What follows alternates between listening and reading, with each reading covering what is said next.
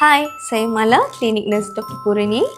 Dr. Purani is away, so I'm taking over her TikTok today. I'm taking over her TikTok account. Apa fungsi vaksin rotavirus? Baby selepas 2 bulan dah capai ambil barang, grip. So masa tu dia akan masuk tangan dekat mulut dia. Boleh kuman rotavirus masuk dekat perut dia and dapatkan cirit-birit. So untuk elakkan cirit-birit yang severe, kita bagi rotavirus vaksin. Biasanya vaksin rotavirus kita akan bagi umur 2 bulan, 4 bulan dan 6 bulan. 3 dos. Baby kena puasa at least 45 minutes to an hour untuk elakkan baby muntah vaksin, sebab kalau perut baby kenyang, kadang-kadang baby boleh muntah vaksin. Dan berita baik, vaksin rotavirus tak ada side effect.